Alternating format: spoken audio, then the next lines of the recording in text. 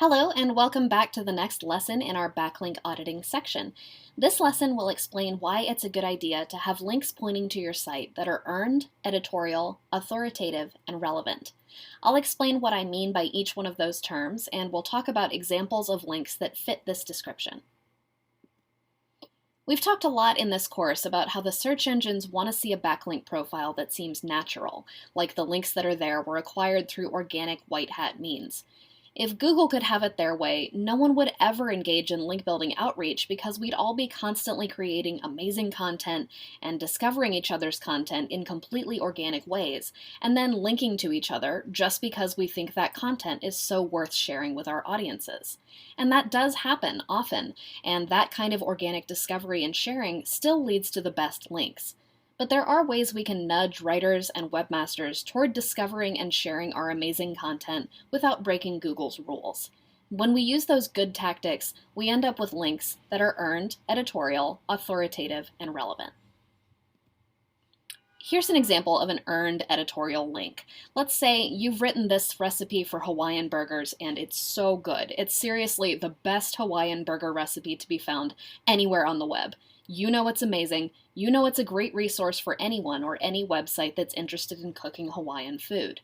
So you put it on your blog and you share it around on social media. Now really, a truly editorial link requires no action at all from the writer of the post or the SEO working on the site. All it takes is a piece of incredible content and the writer or SEO's ability to raise awareness about it. And that's where the white hat link building tactics come in. If you know of, say, a Hawaiian cooking website that you just know would absolutely love your Hawaiian burger recipe, it's okay for you to tag them in a post where you share a link to the recipe on social media. It's okay to let other users on that website know about your recipe as long as you do it in a way that's not spamming and that's actually useful. And it's also okay to find the editor of that website and shoot them a quick email that says, "Hey, I wrote this amazing recipe and I thought you might want to link to it." That last option is becoming more and more difficult to do properly, but if you can show that your content would genuinely add value to their site and that you're not trying to create any sort of sketchy link exchange or paid share, it's still okay to do. If that editor decides they want to link to you, awesome. That's an editorial link because the other website saw genuine value in your content and placed a link within their content editorially because they thought it would be good for their users or readers. And it's earned. You put in the work of writing an amazing recipe, you put in the work of raising awareness about it through several means, including letting that editor know about it via email. One sign of a truly organically earned mention is a mention that's unlinked. Maybe another website mentioned you online because they knew about you through word of mouth or they've used your products before and think they're great, but they just wrote your name somewhere on their site without linking to you.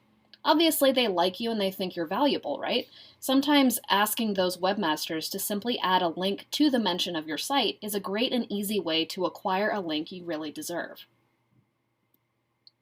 You might have set a Google alert for the name of your business or website, or you can also find unlinked mentions like these in Moz Pro's Fresh Web Explorer. Just open that tool and type in your company or website name, and you'll scroll down to see all of the recent online mentions of that term. These are all going to be potential new links, and this is a good way to earn them because you already know you're providing value to each one of these sites. They're earned, and the links they give you are going to be editorial. Authority and relevance are, in general, two of the strongest signals you can send to the search engines to rank highly in the SERPs. The same goes for links. If the links you earn are from authoritative sites, or at least sites that are authorities within your industry, and if those sites are relevant to what your content is about, Google is going to think highly of those links. Authority is the reason a link from cdc.gov is worth more than one from cheappillsfromcanada.com. Both sites are related to the medical field, but the CDC website represents a respected organization that's been proving its authority to the search engines for a long time. Cheap Pills from Canada is probably full of spam, and the search engines probably don't trust it very much, so they won't trust a link that's coming from them either. Relevance is the reason a link from bonappetit.com that points to the sausage maker is worth more than one from usedcars.com. Bon Appetit is a magazine that's squarely in the food industry, so it makes sense that they would link to the sausage maker, another company in the same industry. It's possible that there's a legitimate reason for used cars to link to the sausage maker, but Google might still look at that link and think it's a little less natural and therefore worth less because there's no obvious relevance link between the two sites. What's more, if you have a lot of links from off-topic or irrelevant websites, that could send a confusing signal to Google as to what your website is actually about, which could keep you from ranking highly for terms that are relevant to your site.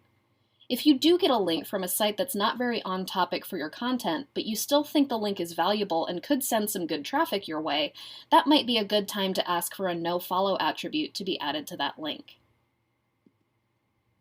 Earned, editorial, authoritative, and relevant links are the kinds the search engines like to see in your backlink profile.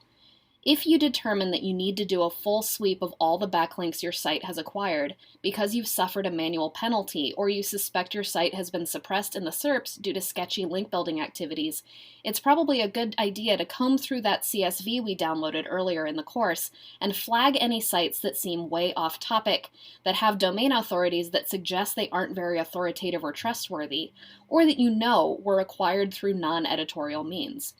You should still look into those links a little further to see if they're truly worth spending the energy to try and get rid of, but this way you've got a good list of links you know might be questionable.